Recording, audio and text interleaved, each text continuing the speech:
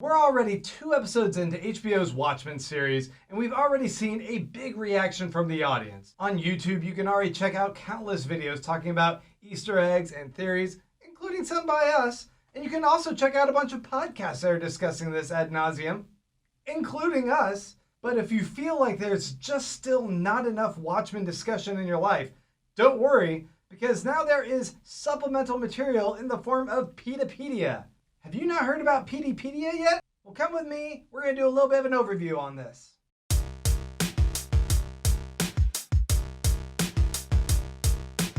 Hi, I'm Grant Davis with Pods the Watchmen, a weekly companion podcast for the HBO Watchmen series. We're doing a series of video deep dives into a lot of the different components of the Watchmen universe, and this week I want to talk about the Peteypedia files. In this first video, we are going to be talking about just the first file, the memo about Rorschach and Adrian Veidt and the Peteypedia files. And I want to warn you that there are going to be spoilers. So if you don't want that, if you haven't watched the stuff yet, maybe skip it for now. Come back later. The 1986 release of the graphic novel Watchmen was groundbreaking in its storytelling, receiving critical acclaim. It is also notable that at the end of every single chapter, excluding the final chapter, there was supplemental information expanding upon the world of Watchmen with news articles and interviews that added more texture to the world of Watchmen. Damon Lindelof, creator of the HBO TV show, has also played around with doing supplemental information in the form of ARGs like the Lost Experience for his show Lost, where there would be fictional websites dedicated to particular characters or foundations, and there would be other little side videos that you could hunt for online. And it added to this experience and this engagement with the viewers and the show. Peteypedia is a collection of links to articles and memos and documentation collected by an individual named Agent Dale Petey of the Anti-Vigilante Task Force, a subdivision of the FBI. With each new release of an episode, it seems like the site is updating with additional files that this Agent Dale Petey is releasing to the general audience on this back channel website that he's created. For the first episode of the show, he released a File 1, which contained 4 documents. The first link is an internal memo from Agent Petey to his fellow members in the Anti-Vigilante Task Force of the FBI.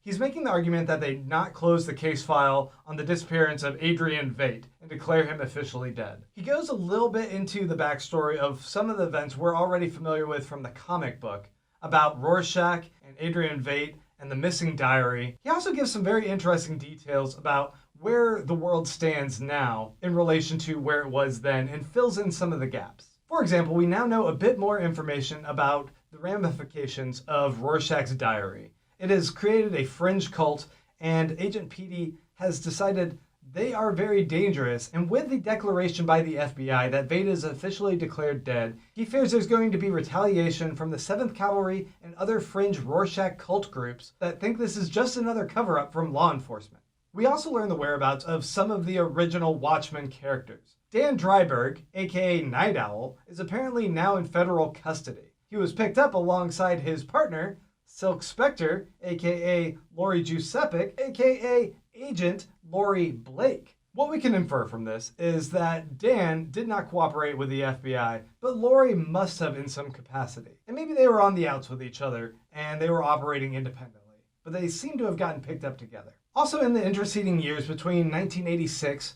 during the Squid attack, and 1993, when they got picked up by the FBI, Laurie has gone through a series of name changes. She was Laurie Giuseppe, Laurie Jupiter, then she went under the name Laurie Hollis for a little bit, but now she's using the last name Blake, which it turns out was her estranged father's name, the comedian, aka Edward Blake. This is a fascinating detail that really goes into the psychology of Laurie. She grew up absolutely hating this guy, but clearly she must have come around to embracing that part of her identity, as she now has that as her surname. It also mentions that she went for a time no longer as Silk Spectre, but as the comedienne. Maybe she didn't realize what a complete shithead her actual father was. We now know that there is a special anti-vigilante task force operating as a subdivision of the FBI, of which Agent Laurie Blake and Agent Dale Petey are members. Another fun little aspect of this memo is that Agent Dale Petey is diagnosing a lot of the Watchmen superheroes on the Werther spectrum scale. For example, Rorschach is described as an objective sociopath, whereas Ozymandias is a savior narcissist. Night Owl is called a thrill seeker nostalgic, and Dr. Manhattan is overman / passive aggressive. He does note in regards to Silk Spectre, out of respect for Agent Blake, who has consistently objected to the science of the Werther spectrum tool, I shall refrain from diagnosing her. November 2nd, 1985 was the day that Ozymandias released the squid upon New York and caused mass destruction across the planet. This is also known as the Dimensional Incursion Event, or DIE.